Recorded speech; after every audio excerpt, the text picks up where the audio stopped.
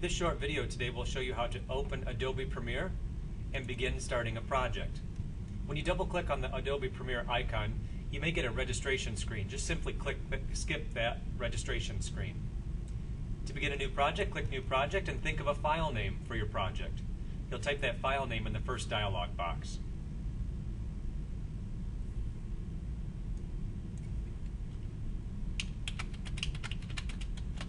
Before you click OK, you'll want to browse and find your H drive.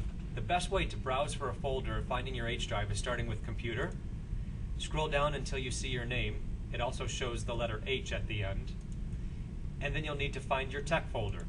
Most of us inside of our tech folder, we've created subfolders. I'm making this in my editing folder. So when I say OK, it shows that my file name for my project is My Name Is, and I'm going to be saving it in the tech editing folder. When I click OK, it creates my project for me.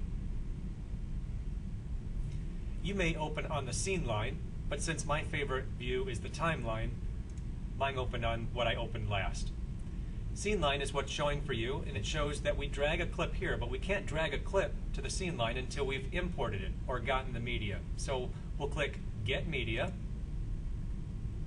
Files and Folders, and we need to browse to the X drive. So Student Share folder is the X drive. Inside Chlebek, One Technology shows all of the different class hours. I'm going to go to just a fake hour right now, which is my first hour class. I've placed all the videos for editing inside the editing folder, Videos. You can see there's only one folder here. When I double click that file, one file in that video folder. When I've double clicked that video, it then brings that video into an area where I can drag it down to my scene line or my timeline. I'm going to drag this entire clip down to the scene line. Now the difficult part about working in this format, that's why I like to use timeline, is you can't see the start and end of the video. But when you click timeline, you can see the beginning and end, and you can kind of go through this entire video. I always like to see more information.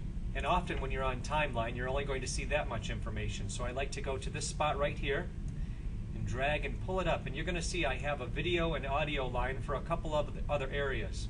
That's where you might put in titles, other audio, something separate from this clip that you've dragged down. I also like to zoom in over on this part of the program.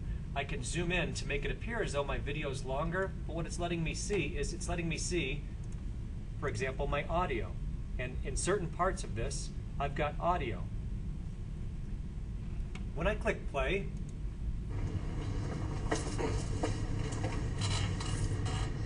my name is Chris, and I like creme brulee.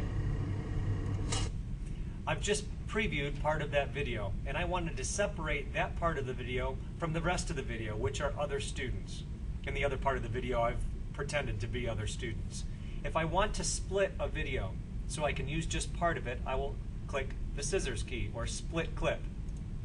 Now I've got two separate clips that I can click on, the first clip and the second clip.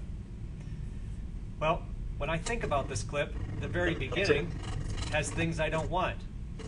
So from the 0 mark all the way up to this point right here, I don't want. So if I want to delete this part of the video, I would split the clip, click on that section of video, and hit my delete key. It automatically takes it away.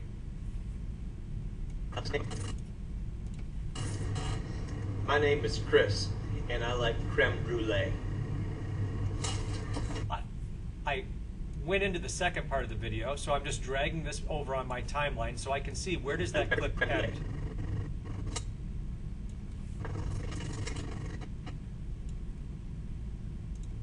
This entire part of the video right here is useless.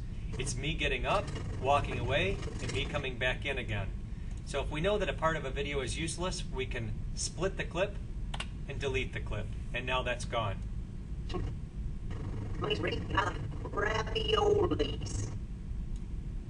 I found another part of the video that I'm going to use in my video. So I've separated it, split clip, and now I've drug it to a part where I can work with it a little bit.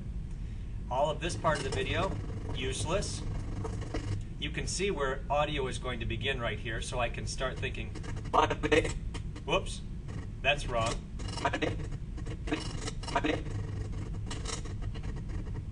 I must have been messing up in that part of the video, so I'm going to cut all of that part of the video out. You can see that the audio is going to start right there. So split the clip, click on it, and delete.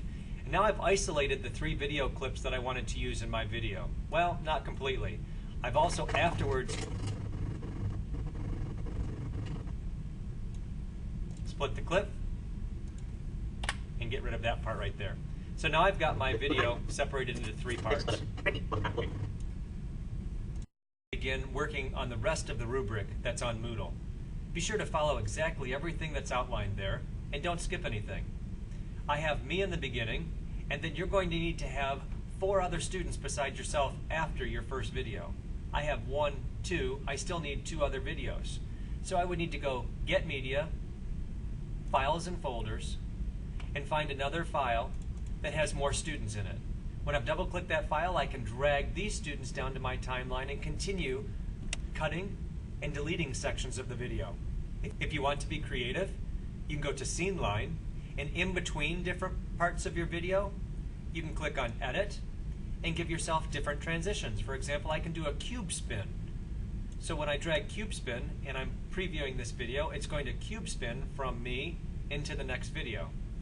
Now, I've left blanks in between my videos to show how they work and how videos are broken up. If you right-click on the timeline, you can delete and close gaps, so all of your videos will be connected. If I go again back to Scene Line, you'll see that I've got a cube spin between my first and second video, and maybe I want to do something like swing out in between my second and third videos. Play with some different transitions, but realize sometimes transitions will cut off part of your video. Do not cut off parts of your video. So if it doesn't allow for a transition, don't put one in. Don't forget to add titles. You can add titles by clicking on the title icon up here on the top and giving a unique title at the beginning. Titles would also include credits. Or if you'd like, from Timeline, you can click on the T, and wherever your cursor is at is where it's going to put in a text. So maybe I want to end up putting a title that says, my name is. I could center that left and right, up and down. I could even change the font if I want to change the font, and sometimes different fonts and different colors will look better on the screen than other ones. Again, I might center that so it appears centered. And I don't want the title to be right here. I want the title to be way back at the beginning, and I don't want it to be that long, so I'm going to condense it. If I want to, I can have it right over top of the video.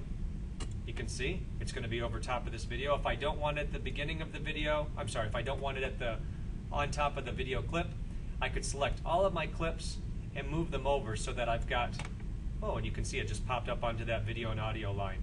Now it's going to play through my name is, and it starts with me. My name is Chris, and I like creme brulee. Oh. My name is Ricky, and I like ravioli. Oh, did you notice how that cut me off just a little bit? That transition is cutting me off, so be careful not to cut yourself off. Raviolis. My name is Doug, and I like Delaware. I'm playing around with my video now, adding different titles, transitions. Some might even try to add clip art. Be creative, but realize you need to follow our Moodle rubric and complete it in time. Hope that makes sense.